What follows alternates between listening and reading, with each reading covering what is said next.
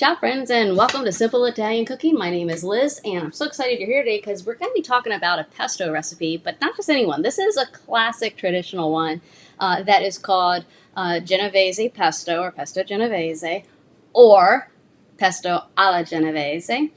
And this particular recipe is a very classic type of pesto. So lots of different versions out there, and I'm going to help you learn this recipe with a lot of tips that are going to make it really easy for you to make because it's a very easy recipe. If you love Italian recipes and you love it when they're easy, make sure to subscribe and hit that notification button, that little bell. That way you get notified because we're putting out more recipes and I really want you to get them. So, and if you want to join our newsletter, make sure to subscribe using the link below too. All right, so let's talk about this particular recipe. The process to actually make pesto couldn't be easier. If you notice, I don't even have a knife. I don't have a bowl. I don't really have much of anything except the ingredients and a food processor. Do you need a food processor to make pesto? The answer is no.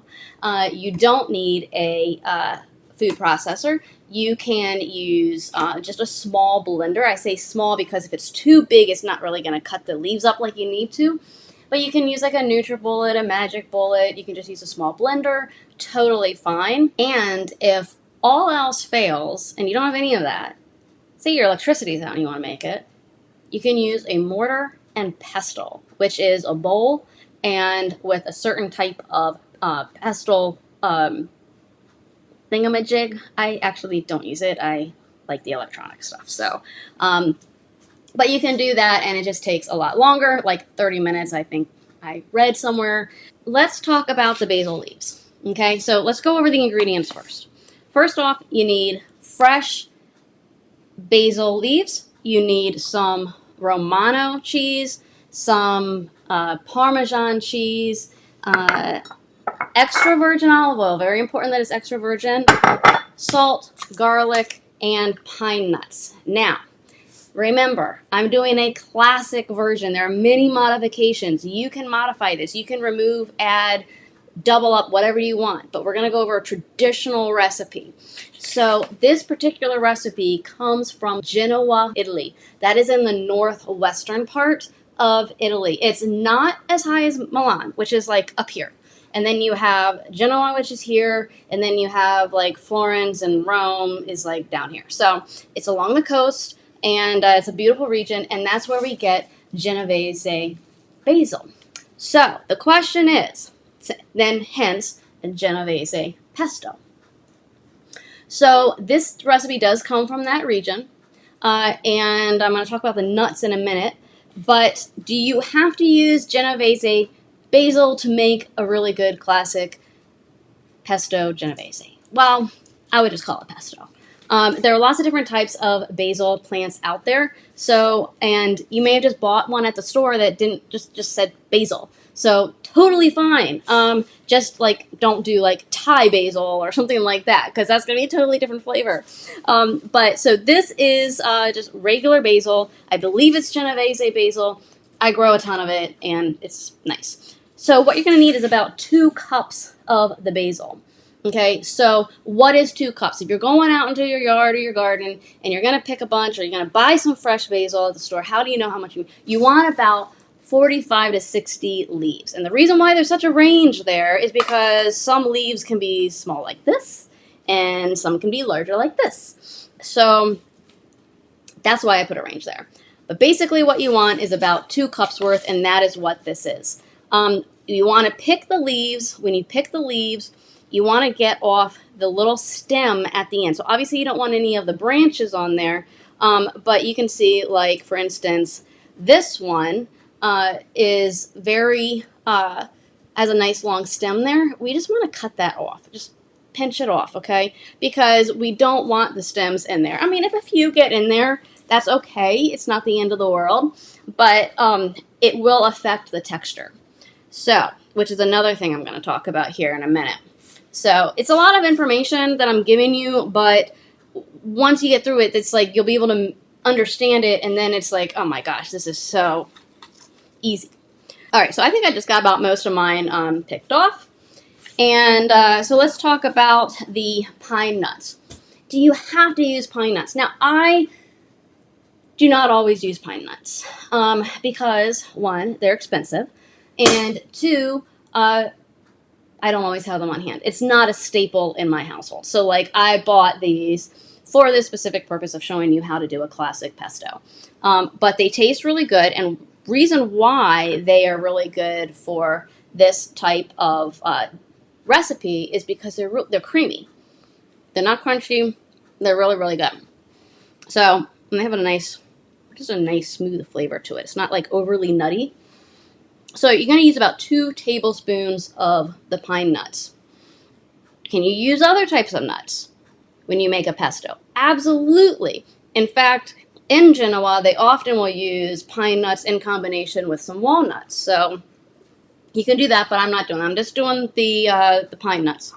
All right, so now let's talk about the cheese, because this is really interesting and it's important to know. So for the classic recipe, you're using both Romano cheese and Parmesan. So what's the difference, and why would you use 2 different cheeses? Like, a lot of times I like to simplify it and I'll just use 1 cheese. But there's a reason why for this traditional recipe you're using, and I've seen this in many, many, many Italian cookbooks, the 2 together. Because if you use straight Romano, which is what I normally use in all my cooking, is mostly Romano cheese, not Parmesan, it's going to be overpowering. Romano has a very strong flavor, and so you just simply don't need to use as much as the Parmesan that you use. How much am I using? Okay, I'm using about 1/3 of a cup of the Parmesan, and I'm using about 1/8 of a cup of the Romano cheese. Do you have to be exact? Absolutely not. Just get the concept in your head that you're using more Parmesan than you are the Romano. If you only are going to use 1 cheese, I recommend just using the Parmesan, because I think the Romano is simply going to be too much. Okay? That's my opinion. Okay? Garlic. Do you have to use garlic? I have a really large clove here. I'm actually not going to use this whole clove. I'm going to use half of it, because this is about the size of 2 smaller ones, and I know it's going to be a little potent. So, do you have to use garlic? No, but traditionally you do. Okay, so now we're going to add some salt, and that's really, I don't even have a measurement for that. It's to taste. I would just use a dash. Okay, so I'm just going to sprinkle some in there. And then in terms of the olive oil, okay, this is 1/2 cup of olive oil. This is a 2-cup measuring cup, and I'm using 1/2 cup. All right, so I'm actually pretty sure I'm going to use all that. Anytime I have to use a lot of olive oil, I'm like, is it going to be too oily? You can always add more, but you can't take out. So the first thing we do is we just put everything in the processor, 2 to 3 pulses. If you want it smoother, if you like a smooth texture to your pesto, then what you do is you do it just a little bit longer. You do the extra pulses, okay? If you want it more coarse, then you want to do less, okay? So I'm going to go ahead and add this in, okay? Add the pine nuts, okay? Half my garlic, okay? I just smashed it a little bit. Add that in there. Remember, I just did half the garlic. Adding the Romano cheese, adding the Parmesan cheese, adding the salt, okay? And then I'm adding the olive oil. All right, put the top on, and let's see how many pulses we take.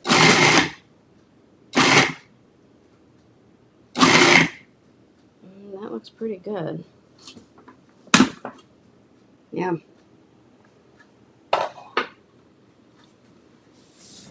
Here's where no recipe can tell you when it's just right, because this is a recipe that I can give you the ingredients, I can tell you where to start, but it's really up to you to decide how you like your texture. It's kind of like pasta sauce, where everybody has their favorite, or meatballs.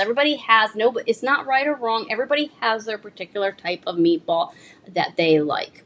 Okay, it's the same thing with the pesto. So I'm going to go ahead and take a little bite here.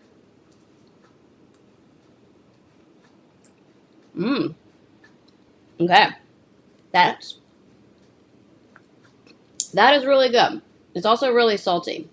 I did not need to add that extra salt, I don't think, because I did that Romano in there and I can really taste it.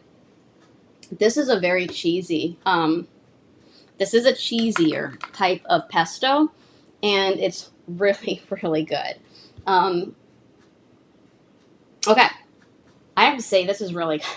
This is really good. This is going to go great on a pizza. This is going to go great with some toasted bread. Let me tell you some tips about this. Okay, so I already told you about modifying the ingredients. Don't be intimidated. Modify as you see fit. Let's talk about storage. So pesto is something that is an ingredient, is like a sauce that you don't use a lot of at once. It's not like you load up a ton of it onto your into your pasta dish, right? Or on your bread. You just need a little bit. It's really intense, the flavor. So what do you do with it? How do you store it so that you can use it for later? Well, storing it in ice cubes in an ice cube tray is really, really smart. And got that tip from my mom, and that's what she does. And simply put it in the ice cube trays and let it partially freeze. Okay, so I do this with my fresh basil, but you can do it with your pesto. So you take the cubes, you let them partially freeze. Once they're able to pop out, you take them out and then you put them in a yogurt container, an old yogurt container that's clean, or in a freezer bag. Drop the ice cubes in there and then put them in the freezer. And that way, when you need just a little bit, you can take it out, pop it on the stove if you need to heat it up, and that's it. If you're going to use it with pasta, what you want to do is melt it in a little skillet or saucepan, saute pan, and with a little bit of butter, okay?